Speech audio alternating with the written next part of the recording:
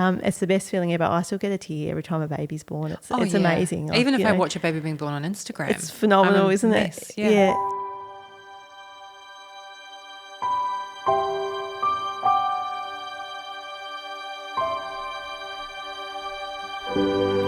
Hello everyone and welcome back to No Place Like Home. I'm Jess and we've got Larissa with us. Hello. And the beautiful Narelle is back to talk to us a little bit about how to get your body ready for having a baby and what to expect and what to expect in labour and postpartum. Hello, it's good to be back. So in the last episode, Narelle, we touched on your work as a midwife and this burning question. So obviously there's this common thread that everyone talks about after they give birth and come out of hospital, and it is, I get told a million different things by all the midwives. I recently just saw a woman and she was a week out of hospital and that was one of the first things that she said to me. She said, I actually just wanted to leave because I ended up being so confused about all the different things that I was being told by all the different midwives. My doula clients have the same. The amount of times I've been told, I'm just so confused. Absolutely, and I think that's a number one complaint that we get as maternity services is that conflicting advice. And it's a really tricky one because as midwives, we all have come with such diverse experience, and unfortunately with babies, there's no book that says do this, that this is the right way of doing it. So there are, a million different ways of doing one thing. And so then it's just, I think, empowering people with the smile and nod through it all and work out then what works for you, because I think everyone's giving you that advice with such good intention that it's definitely very confusing, but I think you just have to take each bit with a bit of a grain of salt and say, okay, that didn't work for me. Thank you for the advice. That didn't work for me. But hang on, that's really great and that worked for us, so we'll run with that one.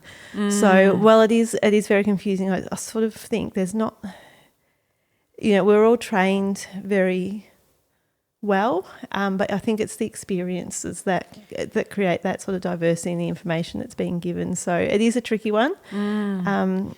Do you think also maybe, and I could be completely wrong, so please tell me if I am, but I think I mentioned in one of our past episodes how I wish we lived in a world where medical professionals were paid for however many hours a week they need to be paid to be keeping themselves up to date with the most current medical research. Absolutely. Because there's so much coming out all the time. Yeah. And it's like if you did your midwifery training 30 years ago and you've just been working, like no one's a bad person for not being able to go home and read medical papers after a No, exactly. Life happens, shift, doesn't it? So you don't have the time. We definitely have to do professional development points, so that's to keep our registrations every year. So I have to do some for nursing and some for midwifery, so you definitely have to keep up to date with that. However, you're always going to get that bias, of a nurse or midwife that's been working for 40 years and this is what they used to do back then, and that always works. So and people want you to do what they did, right? Like if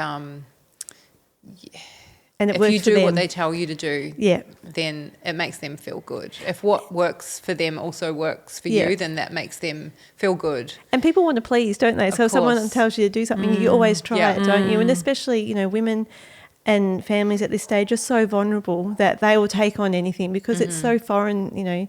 No one has, even as a midwife, when I went through it personally, you can't describe it, and I don't think you can fully prepare for it, even with all the knowledge in the world. So you do then take what people say, to heart, and you try and do everything. So, it's a really tricky one, and I think there's always going to be that conflict in information coming through. I think it's we definitely need to work on it.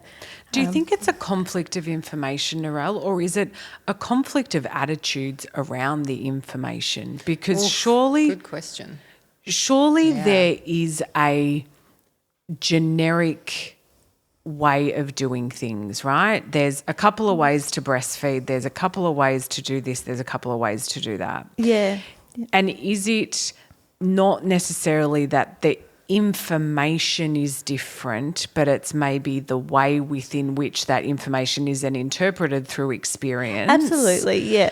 And then it's the attitude around the delivery of that and information. the way it's communicated as well. Yeah. Definitely. You know, I would always hope that, you know, when I give information, it's this may or may not work. Why don't we try this? If it works, great. If not, that's fine. You know, I think delivery is a huge thing as opposed to saying, do this, you know, this will work. And women feeling like then they're failing because that's not working, and that's setting women up for failure because they're feeling like they're not doing as they're told. So yeah, there's definitely, you are absolutely right, and there are biases and there are tones in the way that you can say things, and sometimes it probably doesn't come across the best way. And when you're so vulnerable, you think you've just had a baby, you're tired, you're emotional, you're exhausted, you probably haven't slept in, you know, how long. So your resilience is not there either. So women are saying this, you're taking it all on board, and it's such a personal thing because everyone wants to do the best by their baby. So and you're also dealing with midwives and nurses and lactation consultants that are also just humans. Absolutely. And could be having a good day, a shit day. They could have seen 10 mums before you. They could have just finished their training and you're the first person they're seeing. Like, you never know who you're going to get or what they're also experiencing. Absolutely. And how that's going to impact the way they deliver information to you. And different personalities. Some click with some people and some don't. Yeah. You know, I like the firm personality, you know, tell me what you think and this is it. Whereas, you know, a lot of people are a lot more fluffy, and, you know, it's different personalities and different personalities click with different ones. Yeah. So it is a really tricky one. It's definitely our number one complaint that we get is that conflicting advice, or, you know, people feeling like they're being judged. Which I hope, and, you know, feedback is that we're getting better at that. You know, I know now if people come into hospital and they're not wanting to breastfeed, that's okay. Let's teach you how to formula feed. Whereas I know in the past they'd pretend to try and faff through breastfeeding for a few days until they go home, and then we were never going to breastfeed at home anyway. So then they've got to learn themselves how to use formula. Whereas I think let's be honest up front, and I think we're getting that message across, and I think more women are empowered to do that, you know, as an example, to come in and say, I don't want to breastfeed. And so that's no worries at all. Let's now teach you how to formula feed. These are the amounts. This is how to make it up. I think it's something at home, and Jess and I have certainly spoken about this a couple of times, that, you know, one of our biggest things will be exactly what you just said. This is the way that we can do it. Let's start here. Let's try and see how that feels for you. I know, Jess, we've been talking about this. Very mother-led, but with, you know, the most up-to-date advice we can give, but with absolutely zero judgment and absolutely zero pressure to do things the way our staff are telling you to do We them. feel that they should be, you know, that women should be doing it, because it's at the end of the day, it's not our journey, it's their journey. So it's, you know, I think, but women do, like I said, they're new to this journey, so they're looking to you for advice. So I think it's giving them the information and, you know, then them making informed consent of what they want for their baby. I do also think, and I know that people, when you're pregnant, there is so much to do, so much to think about, so much to read. Reading a breastfeeding book is kind of at the bottom of a lot of people's lists. Absolutely. But just having a little bit of information or a bit of education about it before you give birth is so helpful, because then it means that then it's that doing what works and ignoring what doesn't, but having a bit of a baseline. And that goes for the dads too, because I don't think they quite have an understanding of what it entails, and everyone thinks breastfeeding is this beautiful natural thing, babies just attach on and it's great. It's not my story. No, and it's not a lot of women's story. You're definitely not alone with that. It can be very, very challenging, and you know, if dads are there and they understand it more, they can support women a lot more as well. I think that's very important. So there are some wonderful breastfeeding courses out there which you can do antenatally, and I would encourage, you know, if you're going to do one course, that would be it. Birth is birth, and amazing to be empowered, and, you know, we talk about that a lot. So, you know, get your information of what you want to do, and if you want to write a birth plan, that's all fantastic. But then looking beyond birth, because at the end of the day, birth's a day, really, isn't it? Like, you know, birth's a day, sometimes 3 for some people. Sometimes a bit longer, definitely.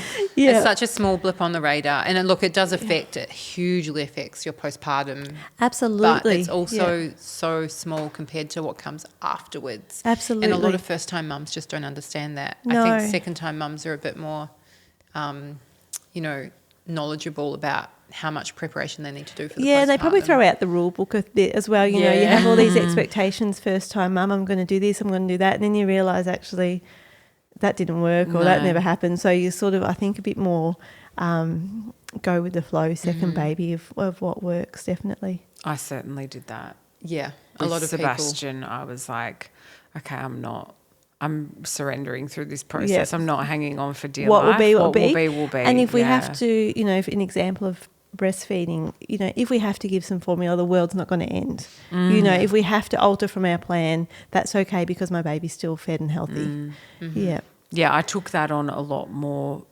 around the breastfeeding with Sebastian than I did with Valentina. It was horrendous with Valentina, but Seba was much more like, oh, well, we'll give it a go, but if it doesn't work, it doesn't work. Yeah. No. And, we talk about antenatal expressing. I'm big onto that. They talk about that a lot for women with diabetes to prepare and see if you can get some colostrum for when the baby's born. So, but I'm a big fan of that.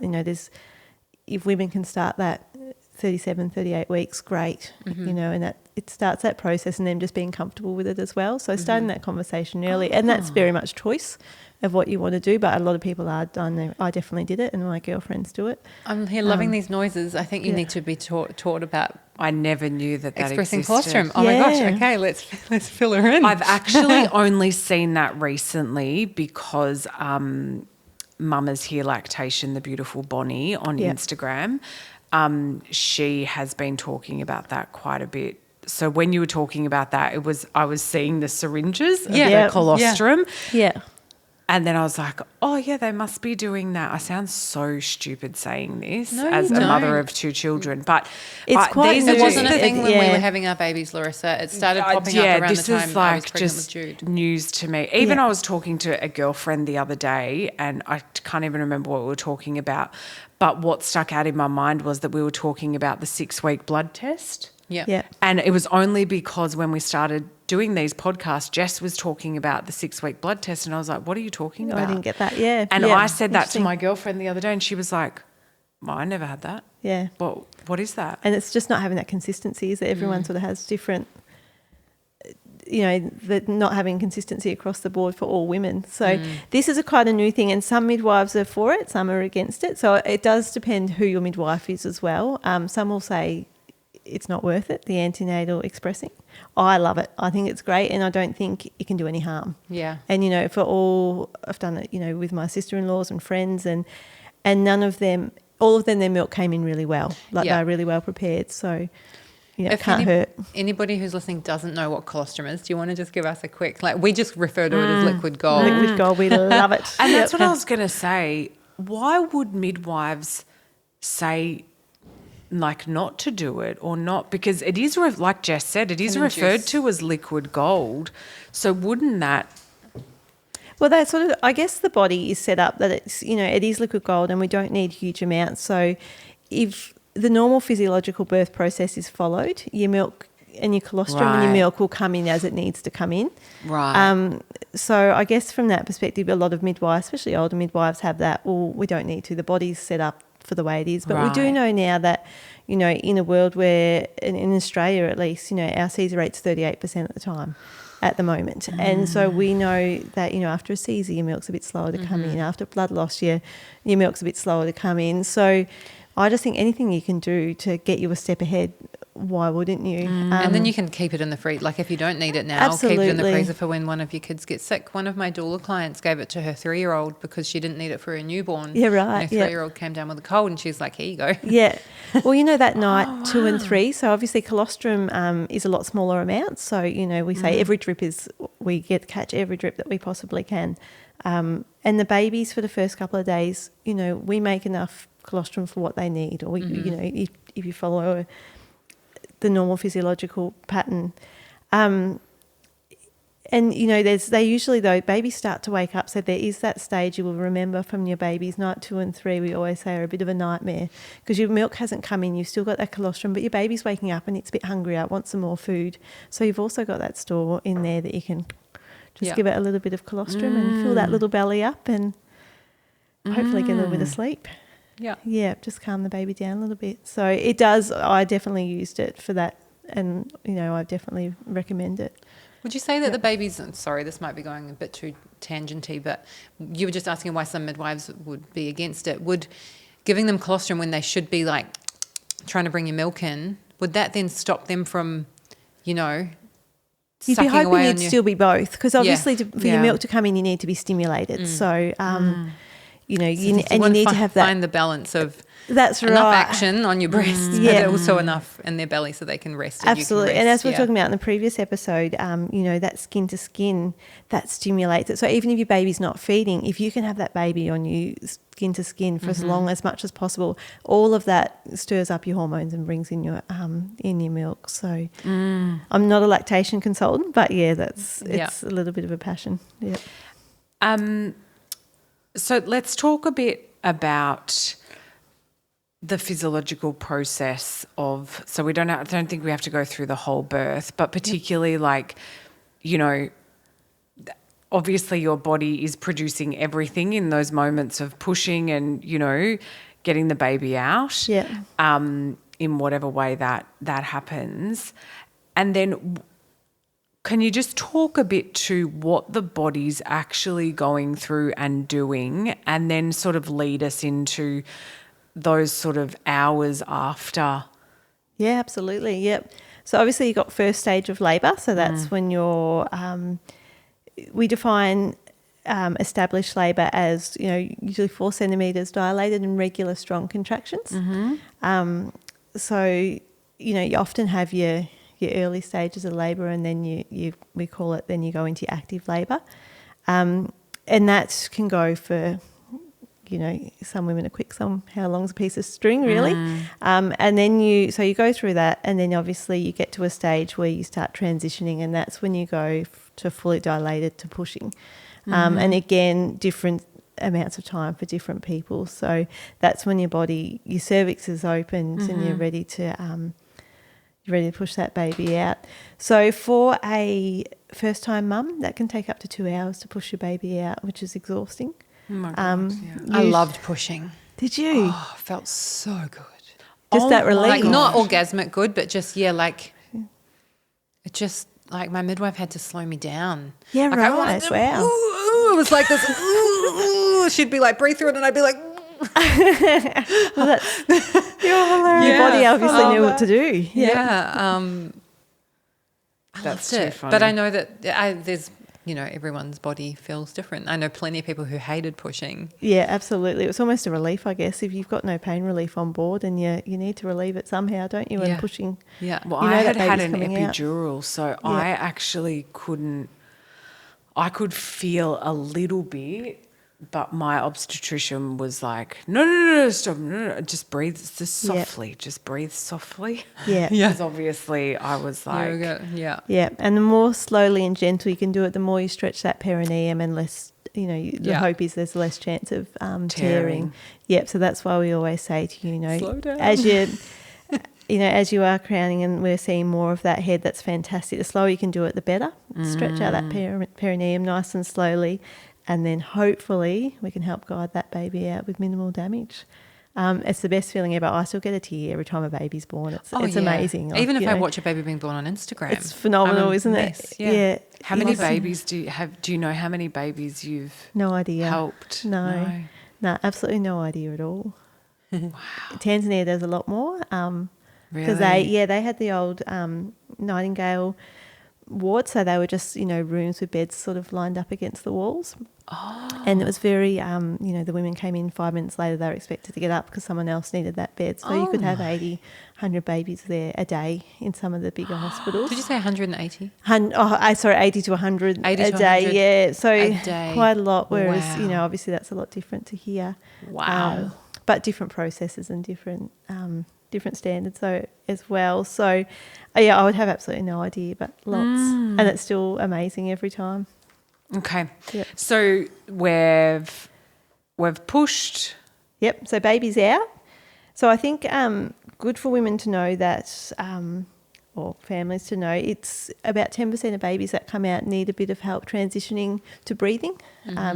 So you will often find, it's great when you hear them cry, and 90% of babies will have a cry. Sometimes they need just a little bit of extra help, which can be extremely frightening. I think you've just had this baby, you expect to hear a cry. So, occasionally they do need to take the baby and give it a little bit of help.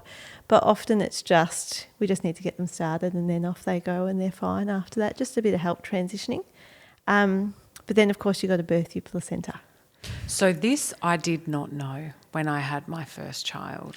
Do you mean you didn't know until you got pregnant and you started to learn, or was it actually after you birthed Valentina? Actually after I birthed. And then my obstetrician, I was like, oh, thank God. He's like, no, hang on, you've got it. And I'm like, what? I thought I was done. Yeah. I hated that, actually. I know I just said I love pushing. Placenta is a whole other thing. Yeah.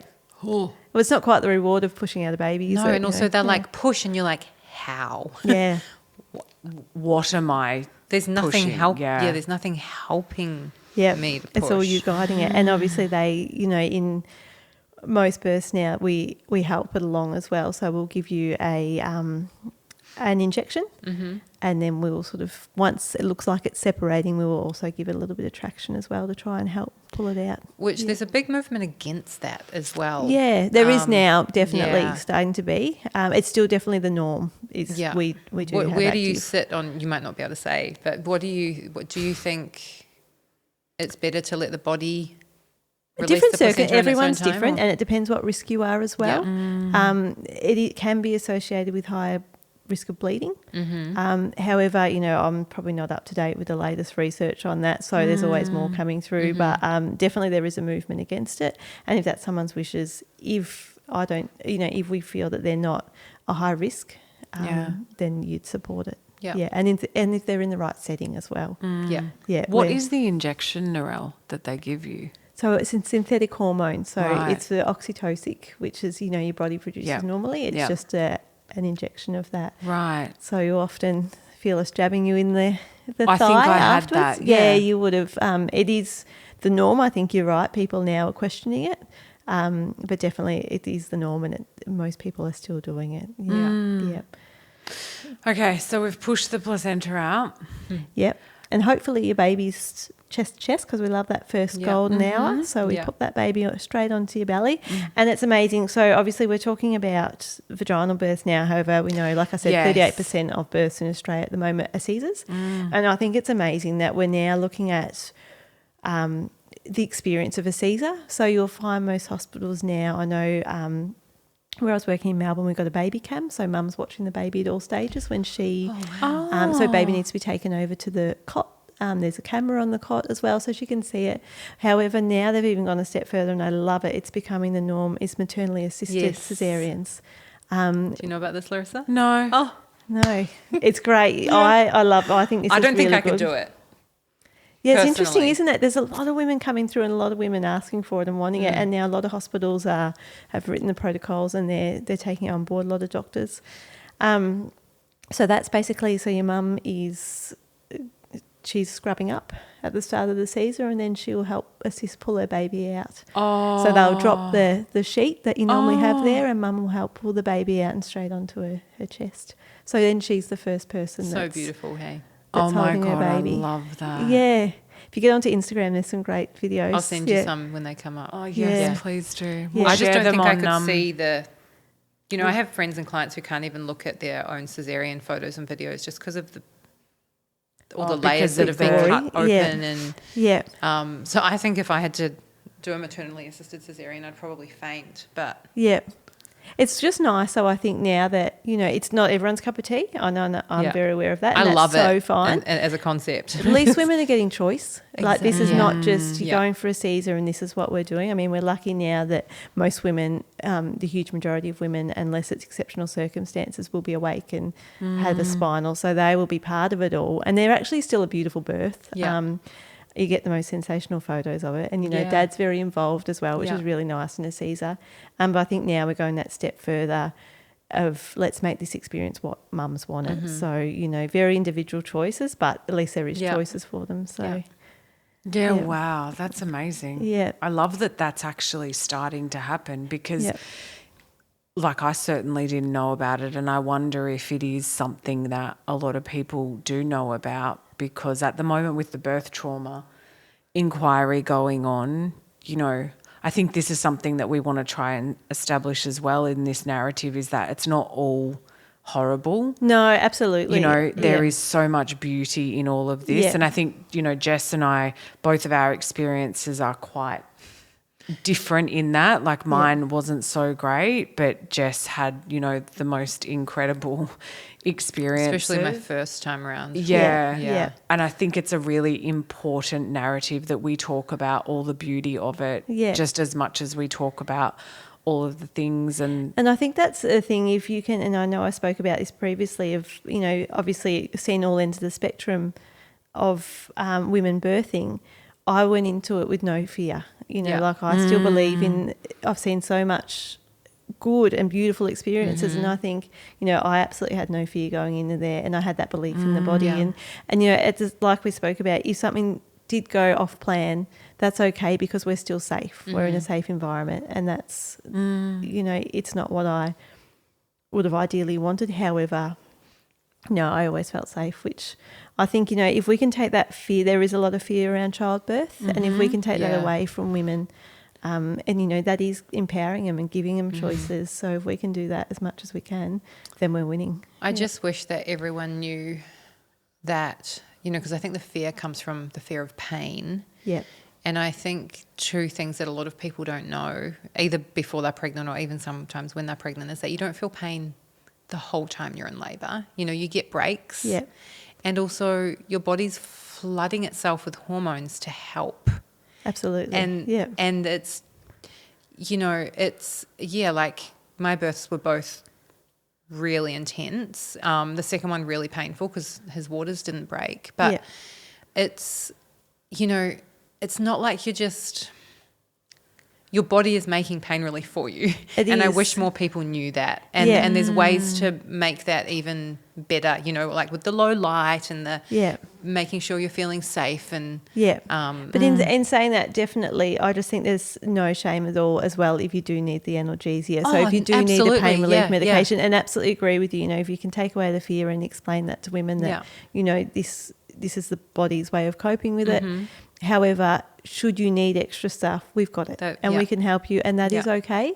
Obviously, then we sort of start the cascade of interventions, which I think we're going to talk about. But it's okay, though, if you need it, it's not failing. You know, if you need an epidural, our epidural rates are quite high within Australia, and that's okay. It's totally okay. Because you're still birthing your baby beautifully, and that's okay. You know, every circumstance is so different. I would hate for someone to feel shame over getting an epidural or a Absolutely, cesarean. You know, like some people feel so much shame around their birth not going the way that they thought it would, and I just, like, we deal with so much as mums. The last thing I want anyone to ever feel is shame. Yeah, absolutely. And I think you do what you need to do at the time, and your circumstances are different to, you know, the woman in the next room. So if you need it and it's there, great. Yeah, I remember thinking that though. Like, I remember thinking through, like, the, you know, days leading up to knowing I had to be induced, because I was, like, you know, coming close to 42 weeks. I remember thinking, like, if I have an epidural, I'm not going to be that, you know, warrior. I mean, you don't get a medal for not having it, do you? Like, and then I was in there and I was like, I'm no one's hero. Right? Like, give me the epidural. I didn't want, like, gas or anything because I felt like I wasn't going to be present if I...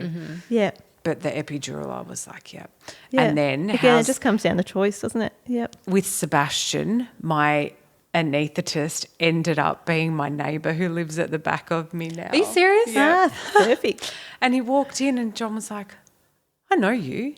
And I'm like, I know you too. How do I know you? Screaming at him while I'm like, and he's like, yeah, I think I live behind you. I'm like, okay, this is a whole new thing of love thy neighbour. Well, you would have been loving him at that stage, I reckon. I'm like, just give me the epidural. That's please. Right. Yep. No, I think it's choice, and we're lucky enough in this country, and, you know, and obviously every service is different. Obviously, you know, what they can provide is different. However, you know, we do have choice, and if you need it, you need it. If it's there, fantastic. If you don't want it and you get through without it, amazing. But if you do happen to need it and it's there, it's what it's there for. On that, with every what did you just say? Every service has different. Yeah.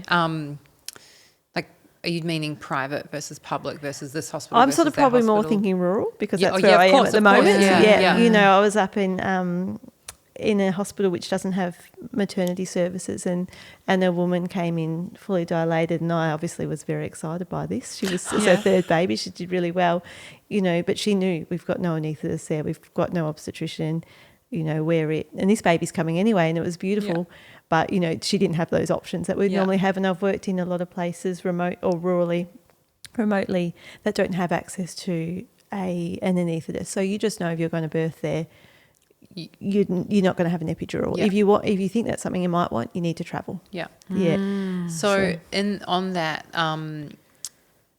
would you say, I imagine the answer is yes, the postpartum offerings from different hospitals and, you know, regions, rural versus city, and what's available to birthing people, would you say that there's a lot of difference there as well? Huge discrepancy. Yeah. I mean, public or private sort of sometimes gets a bad rap. However, you know, I really always felt working in the private system that we sent home women and partners, families well prepared because they had a longer stay. Yeah. So, you know, your milk comes in day 3, day 4. You know, you usually go home on day 4 or 5. So you've got that breastfeeding established, and you've done a first bath in hospital. So you're just you're walking out feeling confident, and, you know, that's really important for fathers as well. You know, dads, to be able to go home and not thinking, oh my goodness, like, what do I do? What do I do? I know I've done this before, so this is the way they taught me. So I've always felt like in the private we were sending women home prepared, or families home prepared. However, then you don't have the domiciliary, the home visit midwives that you do at the public system. Yeah. So, you know, pros and cons to everything. And you know, I think there is definitely, then you go rurally and... You've got neither. Yeah. But, you know, they also give very good services because there's not the demands on beds at a lot of places. Yeah. So you'll find that, you know, that some of the GP obstetricians, the ones I've worked with, are amazing. So they can do everything, you know. They're running their clinics by the day, and they're delivering a baby here and there. And you know, the women are getting that continuity because they're just seeing the one obstetrician. So a lot of it is very much amazing care. And there's not that, you know, and this is very generalised, but there's not that desperate need for beds that there is, you know, quick, we need them out because we've got another 4 women coming in. Yeah. So they do get longer stays often in the country. So, you know, it's pros and cons everywhere, isn't there? I don't think we've got it perfect anywhere. But no, I don't, and I'm not sure that we ever will, you know. Yeah. There's a lot of experiences that people have through birthing. So, you know, you can't be ticking the boxes and preparing for every single different experience. No, absolutely. And I think you do know that when you do live in an isolated or rural community that you're not going to have, you know, we travel to Melbourne for 4 hours and that's okay. That's what we choose to do. So I think you just find ways around it and whatever works for you, because you understand that, of course, you don't have the amount of people there to warrant those services. So that's okay. And we're really spoiled in Australia. You know, we go then into the postpartum period. You've got the Australian Breastfeeding Association's got the amazing 24/7 line. You've got the pregnancy, birth and baby, maternal child health nurse line. You know, you've got Panda. You've got a whole range of, if you want it, it is there. It might not be physically, but there's definitely services available. Yeah. Yeah. And while we're talking about services, I just want to talk about Dr. Amber Hart. Yes. As well. She has an amazing service where you can day stay with her. In Parkville? I'm pretty sure she's in Parkville. I'm trying to think of the name of it now. It's called the Maternal and Infant Wellness Centre. That's the one, yeah. And she has an amazing service, which is a day stay service. So if anyone out there listening is needing some help, Dr. Amber Hart has an amazing day stay service. And so does, well, not yet, but Dr. Nicole Gale, who we will be interviewing soon, also has a space opening soon. Fantastic. How nice is this, to see that there are, you know, there is such a gap, and there are services, but I'm sure that doesn't make the isolated woman sitting at home by herself with their baby feel any better. but how nice to know that there is this gap recognised and exactly what you're doing, and obviously there are other services popping up that recognise the gap and they're working, starting, to fill it. I think the statistics are starting to scream at everyone, which is unfortunate that we need to get to these points of, Well, we're women after all. If it was men giving birth, we would be... Let's not start on the patriarchy. Shall we? But I think it's we are having the conversation a lot more, because I don't know that it's gotten worse. I think we has it always been like this and it's just what it is, or are we now talking about it a lot more? Yeah, very true. Very true. Well, thank you. Pleasure. We will be chatting with you again soon, but thank you, Narelle. Lovely, thank you. This podcast represents the opinions of our hosts and their guest speakers. Views and opinions expressed in the podcast are our own and do not represent that of our places of work. This podcast is for informational purposes only, and content here should not be taken as medical or professional advice. Please consult your healthcare professional for any personal recommendations and medical care. While we make every effort to ensure that the information we are sharing is accurate based on the best available information at the time of recording, we welcome any comments, suggestions or feedback via our website contact form, home.com.au/contact. Names and details of personal experiences may have been changed to allow for anonymity and privacy. To join the conversation, join us on social media at Homb Postpartum.